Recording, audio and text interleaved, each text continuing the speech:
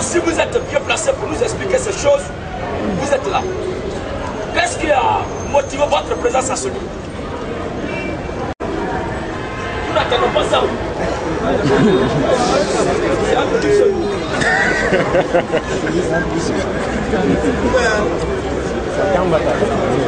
Abba, la prophète de Baal! Abba!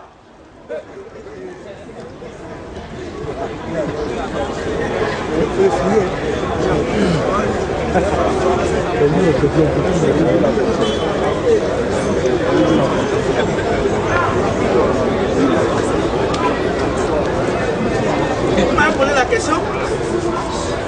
Si tu as fini tes incantations, j'invoque Dieu avant de m'adresser à ceux qui ne connaissent pas Dieu. Tu as dit là où ton trois sont assemblés à son nom, il est là. Si tu le vois, ça veut dire que tu n'étais pas là à son nom. Donc c'est autre chose que tu adores. Il est omnipotent, il est omniscient, il est partout. Oui. Vous m'avez demandé quoi? Qu'est-ce qui a motivé votre présence à ce lieu? C'est votre réaction qui m'a poussé à être là. Laquelle? Ce que vous avez dit à propos de l'islam et à propos de son prophète. Vous devez protester. Il a dit Mohamed, il ne sait pas où il s'en va. C'est lui-même qui a dit ça. Et vous les musulmans qui le suivez. Ça m'étonne. En tant qu'un guide spirituel, la tête d'un troupeau qui ne sait pas son sort, la destinée de lui et son peuple. C'est un danger permanent. Voilà. C'est un sujet.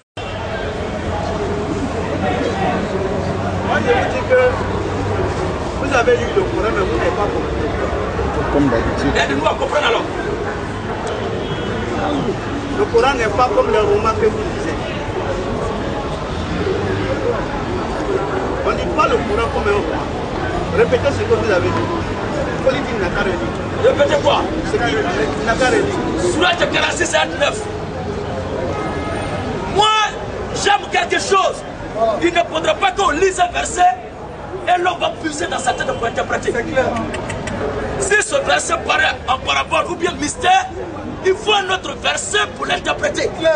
Parce que si je le lis, lui là il va expliquer, moi il va expliquer, l'autre va expliquer, nous serons de la confusion. Alors pour la confirmation de ce que tu vas dire, atteste-nous cela par un autre verset. Surat 46, ayat 9. Dis, je ne suis pas une innovation parmi les messagers. Et je ne sais pas ce que l'on fera de moi, ni de vous. Je ne fais que suivre ce qui m'est révélé. Et je ne suis qu'un avertisseur clair. Qu'est-ce qu'une innovation? Nouveau. Nouveauté. Le changement. Ce qui est nouveau. Oui. Il dit, je ne suis pas une innovation. Ça veut dire quoi? Ça veut dire qu'avant lui, il y a eu des prophètes qui sont venus avant. C'est ça. Ils sont venus avec un seul message. Dieu est unique et à je vous donne Marc 12, verset 28. Si vous avez une Bible, lisez. Ce que Jésus a dit. Marc 12, verset 28. Nous lisons. Marc 12, 28. Un scribe les avait entendus discuter, sachant que Jésus avait bien répondu aux Sadducéens, s'approcha à lui demandant quel est le premier de tous les commandements. Jésus répondit, voici le premier, écoute Israël, le Seigneur notre Dieu est l'unique Seigneur. Continue. Continue. Le 21, Tu aimeras le Seigneur ton Dieu de tout ton cœur, de toute ton âme, de toute ta pensée et de toute ta force. Voici le second. Tu aimeras ton prochain comme toi-même. Et il n'y a pas d'autre commandement plus grand que cela. Le scribe lui dit, bien maître, tu as dit avec... C'est bon. C'est bon maintenant. C'est Jésus que tu suis là. Tu m'as dit tout ce que tu es chrétien.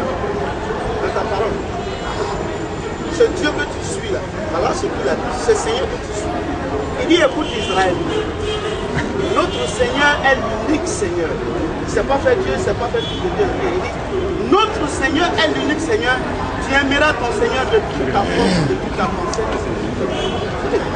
Et tu aimeras ton prochain comme toi-même. Voilà les deux grands commandements de la vie. Les deux grands commandements de la vie. Les deux grands commandements sur lesquels les chrétiens doivent marcher. Quoi? Voilà ce que Jésus te dit. Il dit, notre Seigneur, c'est Dieu qui l'a envoyé. Il est l'unique Seigneur. Tu aimeras ce Seigneur de toute ta force, de toute ta pensée et de tout ton être. Et le second aime ton prochain comme toi-même.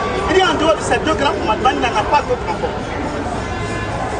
Sur lesquels vous les chrétiens vous devez marcher. Vous. M'avait dit ne sais pas où ça va. Non, je vais ça d'abord. Non, non. Ça là, j'ai déjà entendu ça. Non, laisse-moi finir. Je veux savoir, je vais te mettre où tu es d'abord. Je ne sais pas où tu te trouves. Je voulais te dire ça d'abord. Maintenant, le verset que tu m'as donné, l'innovation, ça veut dire quoi? Jésus est passé avant mon frère. Il est passé. Joseph est passé. Il y en a plein. Moïse et Ibrahim sont passés avant lui. Ils sont venus avec un message. Adorez Dieu. Il est l'unique. Il est l'omniscient, il est l'omnipotent. N'adorez pas le diable. Voilà le message que tous les prophètes ont envoyé. Il n'y a pas un prophète qui est venu avec un autre message. Il n'y en a pas. Jésus a envoyé seulement adorer Dieu. Il est l'unique. Je suis son envoyé, adorez-le. Voilà ce qu'il est venu dire. Voilà pourquoi le prophète dit, je suis une innovation. Innovation, c'est-à-dire une nouvelle chose. Mais je ne suis pas nouveau. La phrase a été conjuguée à la forme négative. Donc c'est parti. Écoute-moi, rectifie ça. Voilà. Donc s'il a dit, je ne suis pas une innovation, ça veut dire quoi? Je ne suis pas la nouvelle chose, parce que les gens ont... Ceux qui sont passés avant moi, ils sont venus avec la même chose. Donc, je vais mourir comme ils sont morts. Hein? Je vais partir comme ils sont partis. Vous aussi, vous allez partir comme vous êtes partis. C'est normal. C'est un être unique.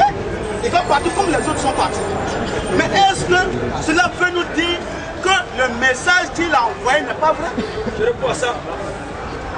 Alléluia. Moi, je respecte beaucoup les leaders des religions.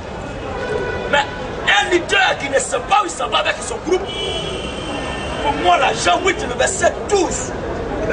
Jean 8, 12. Oui. Jésus a parlé de nouveau et dit. Jésus a parlé de nouveau et dit. Je suis la lumière. Je suis la lumière du monde. Et celui qui me suit. Celui qui me suit. Ne marchera pas dans la ténèbre. Bon, si c'est ce même Dieu qui envoie Jésus, qui envoie Mohamed, pourquoi ne sera-t-il pas capable de dire à Mohamed où ça va avec son peuple? Et il plonge son peuple dans un océan de tout au total. Amen. Voilà le problème. Parce que si c'est Dieu, Dieu maîtrise le commencement et la fin. Il maîtrise l'éternité, le temps et l'espace. Amen. Il est le maître des temps aussi et des circonstances. Amen. Il doit dire à son envoyé où il s'en va avec le groupe qu'il va susciter. Ça. Parce que chaque message qui vient doit sauver des gens. Amen. Maintenant, après avoir sauvé ces gens-là, il les a recoupés. Sortez du monde, sortez de ces choses. Venez à Dieu. Après avoir venu à Dieu, maintenant, où il doit partir. Mohamed, il ne sait pas où il vous amène. Oui. Jean 12, 35. Et Jésus l'a dit. Jésus l'a dit. La lumière est encore avec vous. La lumière encore avec vous. Et au milieu de vous. Et au milieu de vous. Marchez pendant que vous avez la lumière. Marchez pendant que vous avez la lumière. Afin que les ténèbres ne vous surprennent point. Voilà. Car. Mohamed, c'est ténébreux. Car. Oui. Celui qui marche. Celui qui marche. Dans les ténèbres. Dans les ténèbres. Ne sait où il va. C'est un homme qui marche dans les ténèbres qui ne sait pas où il va. Alléluia. Je respecte beaucoup Mohamed. Il est un être humain comme moi. Mais au-delà de l'humanité, sa voix ne trouve pas place à moi. Parce qu'il n'a rien dit qu'il soit de Dieu. Franchement, Dieu parle avec exactitude. Quand Dieu envoie Moïse en Égypte, il dit fais sortir ce peuple dans le but qui entre à Canaan. Voilà toujours. Parce que quand Dieu parle à son peuple, il y a deux phases. Sortir du monde et emmener quelque part. Destination. Sortir du monde, sortir de ce qui est mauvais là. Et je vous amène quelque part. Mais moi-même, il ne sait pas où il amène son groupe. Voilà mon problème. Ce qui me crie là, c'est ça. Sinon, il ne dit pas qu'il n'est pas prophète. Il dit qu'il a été envoyé. Le diable aussi a été envoyé. Satan aussi a envoyé. Lui, le message, il est le message de qui? Voilà le problème. Jésus a été envoyé aussi. Jésus, Oui. je crois que Jésus a dit envoyer 2. Non, on ne pourra pas. Non, non. Jésus a dit envoyer ou non. Mais, je dis,